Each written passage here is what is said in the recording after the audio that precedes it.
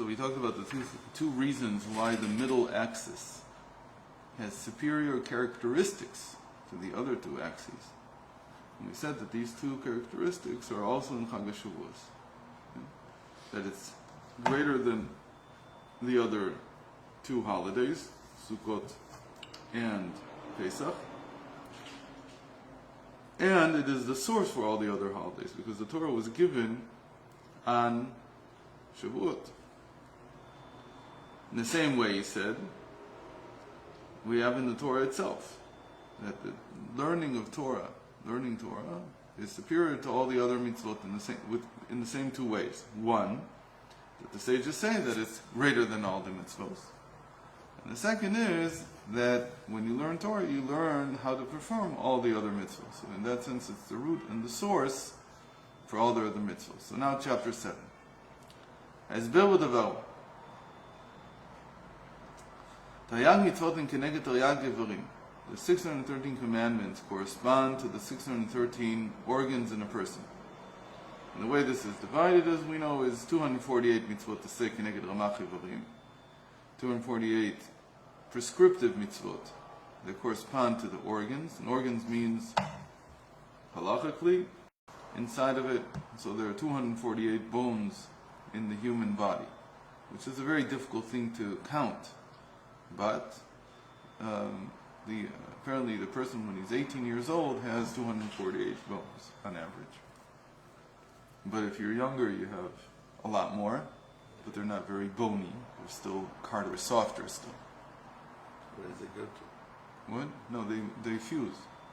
In the baby, there's just a lot more. And as you grow older, they continue to fuse. So you continue to have less and less. Most of the bones are... Okay. And secondly, we have the 365, we call it sinus. Gidim. So those are the prohibitive mitzvot. Torah v'dugmat muchin. And the Torah is like the brain, the mind. So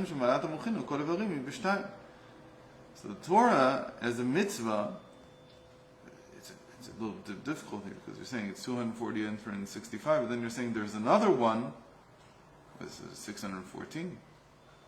You're saying that the Torah is like the brain inside.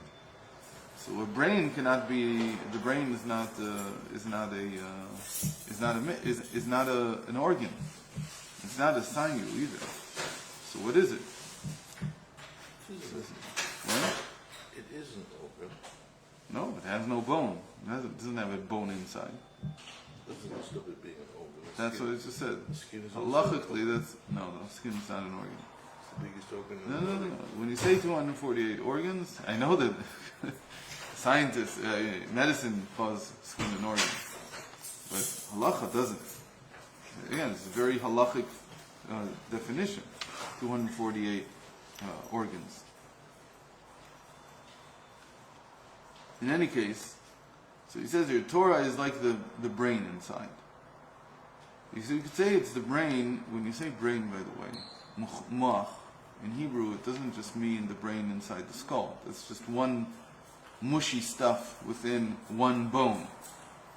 When you say brain, when you say moach, it could be the mushy stuff, meaning the marrow within any of the bones. Okay. That's a very important thing. In Hebrew, moach doesn't mean brain. Moach means marrow. It could be any of the marrows. So כשם שמעלת המוחין על כל האיברים היא בשתיים. So just as the brain is greater than all the other organs in two ways. חיות המוחין נעלה מהחיות בכל האיברים. The life force within the brain is higher and greater than that in all the other organs. So in other words, what you would be saying here, I think the way that you need to understand this is that the organ that we're talking about is not the brain itself. The organ we're talking about is the head. The head has a skull, and in the skull there's marrow. The marrow here is the brain. And this brain, it has more life force than the marrow in all the other bones. It's completely at a different level. And what the marrow does is very interesting. It's very, very, very important. But it's not the same thing as what the marrow within the skull does. Even though I think that each one of the plates of the skull, before it fuses, has its own marrow also. But I think that the way they look at it is once it's fused, it's like one bone. And the brain inside is like the marrow within every other bone in the body. Secondly, המוח כולל בתוכו גם החיות שבכל האיברים וגם שורש להם. And as we know, the brain that's in the skull contains the life force. It distributes the life force to all the other organs, and it's also their root. כן, וביחס למעלת התורה על שאר המצוות מוסבר לעיל. So this analogy holds by Torah and the rest of the mitzvot also. Chapter 8.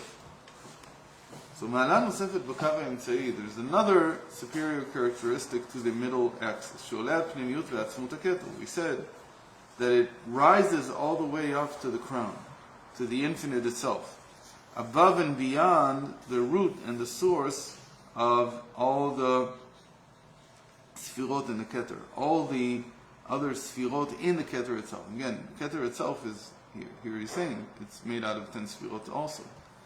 But there's the keter of the keter, there's the atzmus which is above the crown itself, which is higher than even the other sfirot within the crown. כן הוא גם לגבי התורה, שמלבד המעלות הנקובות לעיל, שמביאה למעשה המצוות, שמביאה למעשה המצוות, מנהלות ונעלה מכל המצוות.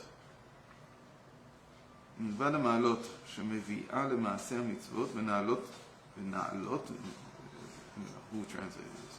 ונעלות מכל המצוות שהן מעלות במצוות תלמוד תורה, ישנה מעלה גם בתורה מצוות.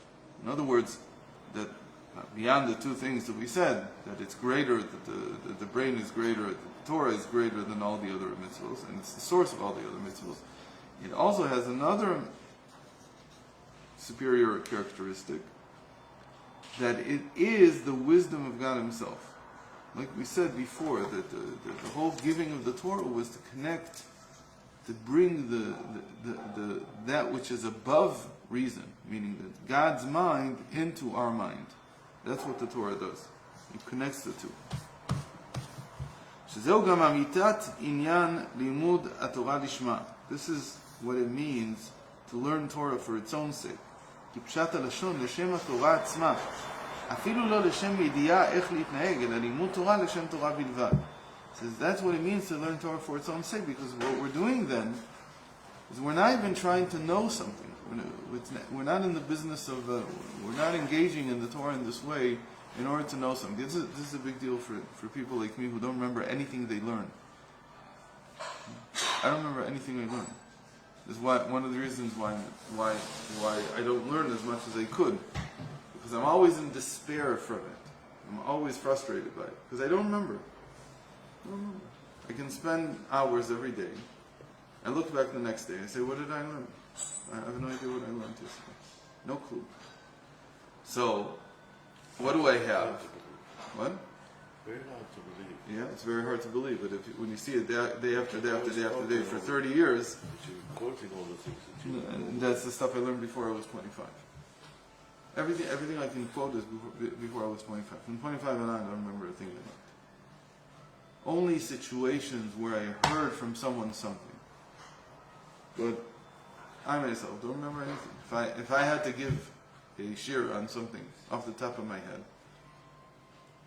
I wouldn't be able to say anything of substance. I have to have a book in front of me.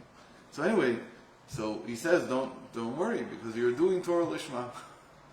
Okay.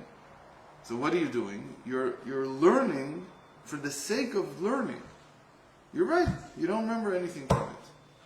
You don't know anything afterwards. You don't know anything new. But you learn for the sake of learning. Sometimes you have to say, that's what Hashem wants from me. Hashem wants from me just to connect with His mind. Just for me to be able to be in a situation. It's very frustrating. I think a lot of people after a certain age stop remembering. I just stopped really early. But a lot of people stop remembering if they don't do many repetitions. Day after day after day after day. They get, they don't remember what they learned a month ago for sure. So, what are you doing? Why are you still learning? Saying, I'm learning because it's Torah Lishma. This is Torah for the sake of learning Torah. Dugmat ben shelo ra'a et aviv meshech zman. Because what do you know? You know that when you're... what do I know? I know it personally very well. That if I don't learn for a few hours every day, I feel like I'm distant from Hashem. And it's not even... Davening doesn't take care of it either. Davening is a different type of connection. But here it's like, I want to be with you. It's like to be mamish, to be in your mindset, to see how... Yesterday we had Achnasa Sefer Torah. So one of the things that I'm always thinking of when I hold a Sefer Torah is that this is my only opportunity to hold the entire Torah. Because in my mind I can't. So at least I have this connection with the Torah when I hold the Sefer. And I can say later in Shamayim, I'll say, I had a few instances in my life that I held the entire Torah inside my... Every time you do happen.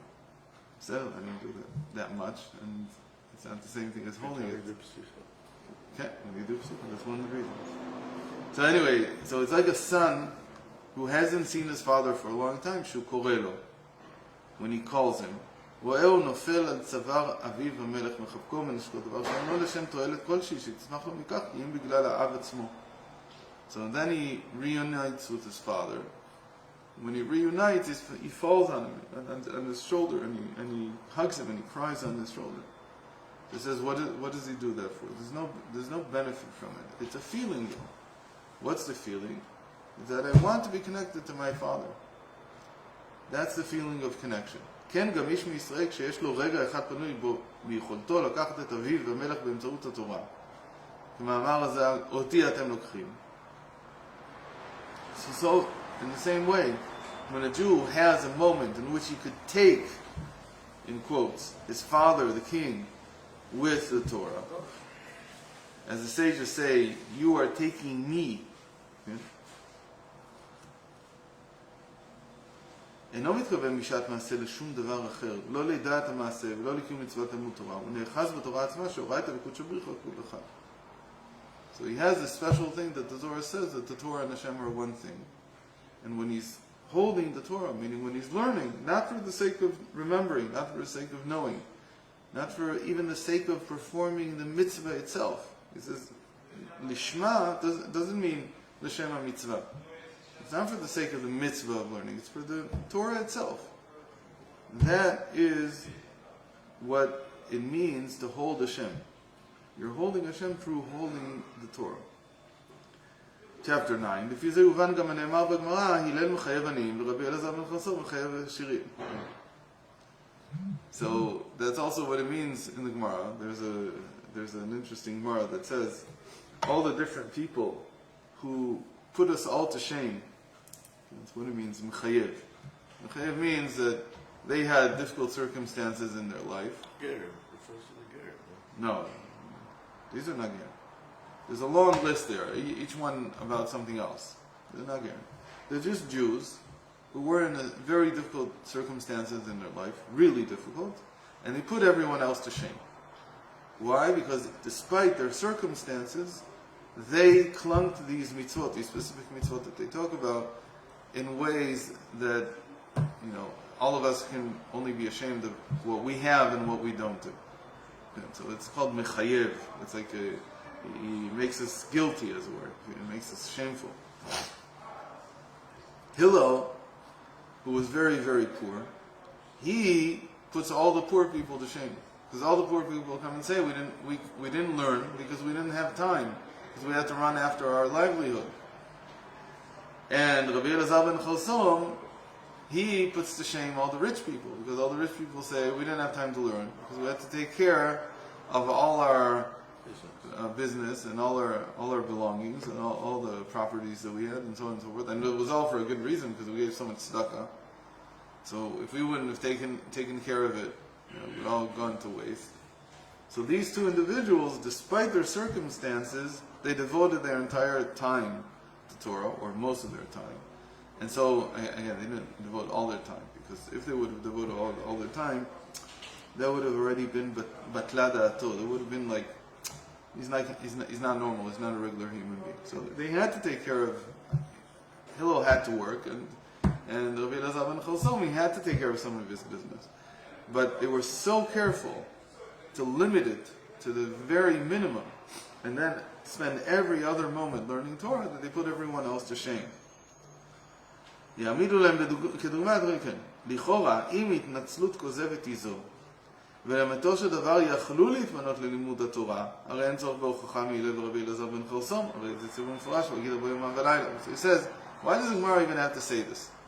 If what people are claiming, that they don't have time, because they're too poor, they're too wealthy, and they don't have time to learn. Okay, excuse me. Thank you. And they don't have time to learn.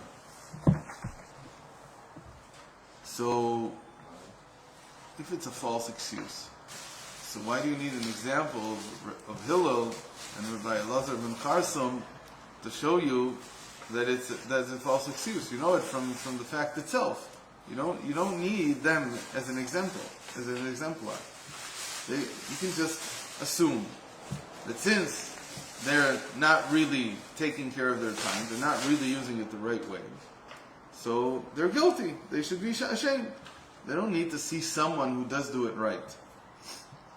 It says that you should learn Torah day and night. And so, if there is a moment that you misplaced, that you didn't use for that, so you should be ashamed, that's all. אם היה רגע אחד פנוי ללימוד ולא למד, ראו בכלל כדבר השם ביזה. ואם אמנם לא היה להם פנאי לכך, איך אפשר לחייבם? But if really they were busy, he really didn't have anything to eat, and he had to go work, and this other guy, he really needed to give the tzedakah, he couldn't put this to waste, he had to take care of his business, so why would they be ashamed? They're someone who had less work to do, or was able to get by with less. So he says what this proves is that it could be that legally, in the dry letter of the law, you're not chayav, you're not obligated to learn Torah as much as Hillel or as Rabbi Elazar ben Charsum, because you really are doing something that's important. It's another mitzvah. Patur min mitzvah. So what can I do? I have to work. I have to do this. I have to. So it means that it's not about that. ולמרות זאת, מתוך ההתלהבות והרגשת הנועם שבתורה, שהוא ראה את המלכות שבריך וכל אחד מתמסרים לתורה גם במקום שעל פי דין פטורים. So what it's saying about Hillel and Rabbi Elazar ben Charsum is that they put us to shame not in the obligation, whether we fulfill the obligation of learning Torah or not. That every person is separate. There's a different accounting for each person, depending on his circumstance. You can't really compare. What he's comparing is something else. He says one happens above and beyond what the halacha obligates. Is the person, when we say he puts us to shame, he puts us to shame in his feeling towards Torah, which is what drives him not to lose a single moment beyond he takes away even more. That he's constantly driven just to connect with Hashem through the Torah. In that he puts us to shame. Not in the amount of time. It's in his drive, it's in his itlavut, it's in his excitement, and how much he loves the Torah. In that they put us to shame. וזה גם טעם לכך שתורה נקראת בשם אמת, chapter 10. And this is also the reason Torah is called truth. כמאמר הז"ל, the sage is saying, brachos, אין אמת אלא תורה. And the most important thing about truth is, we said this many times, that the Hebrew truth does not mean true or false. It means something that is fulfilled. The fulfillment of a promise, for instance. That is called truth. To be truth means to be trustworthy. Trustworthy, says the Rebbe, in Yeno shel emet, to be trustworthy, she'en lo ifsek, is that he's constant. He never changes. That's what it also supposedly has that in common with truth, but not necessarily. It could be the truth, like what is true and what is false, changes over time depending on the information that you have. Or it could be a matter of truth as consensus, like in the United States. There's all kinds of different definitions of truth. Truth is a hard and tricky subject to define. But here we're saying about something, when we say in Hebrew that it means truth, emet, what we mean is that it is constant, it never falters. דבר שיש לו הפסק אינו אמת. The example in the Torah is always the rivers that do not dry up. If a river dries up, it's called kazav. It's called a false river. And if it's a true river, then it stands always, meaning it's always filled with water. That's what it says, emet tikon la'ad. That truth stands forever. It's something that cannot be broken down. And again, scientific truth, for instance, is not something that stands forever. It's not meant to, because science knows that we're going to change the truths every so often because we're going to get new information about the cosmos. This is also alluded to in the letters of truth, Aleph, Mem, and Taf. Kamuzba Yerushalmi says in Yerushalmi, in Sanhedrin, she'Aleph היא תחילת האותיות, Mem אמצעית האותיות, ותף סוף האותיות. It's very interesting that the Rebbe doesn't even bother to explain this Yerushalmi. Doesn't even, because most people just hear the Yerushalmi, they believe it. Aleph is the first letter, and Taf is the middle, is the last letter. So maybe Mem is really the middle. But if you know that there's 22 letters, how can there be a middle in an even number? So Mem is not. So we have an article on this. I think 37, 35, something like that, different explanations of this saying in the Yerushalmi. The simplest explanation is that you have to take into account all the final letters. If you take the final letters into account, there's 27, and then Aleph and Taf are still the first and the last, and Mem, the regular Mem, is the 14th letter. So that's the simplest explanation. I think Rashi brings, not Rashi, but I think the Korban Eidah brings it on the Yerushalmi there. In any case, so says the Rebbe, it's the first, the middle, and the last of the letters. So truth, those three letters that make up truth, are the first, the middle, and the last of all the letters. And it's equal everywhere. בראש, באמצע ובסוף. שלכן מכונה התורה בשם אמת. שכן אין לה כל הגבלות, מצוות מוגבלות בזמן מקום, וגם מצוות תלמוד תורה יש לה הגבלותיה בזמן. אלה התורדים בעסקיהם על פי התורה. פטורים מלימוד התורה בשעת ההכרח, כפי שמוסברים פרטי הדינים בשולחן ערוך, הלכות תלמוד תורה, אבל התורה עצמה אינה מוגבלת כלל, לא בזמן ולא במקום, כמאמר בגמרא, לאונסו שאני. So, in this sense, Torah is always the same. What we mean by Torah is always the same. It's not the mitzvah of Torah, but the connection that the Torah has with Hashem. It's always constant.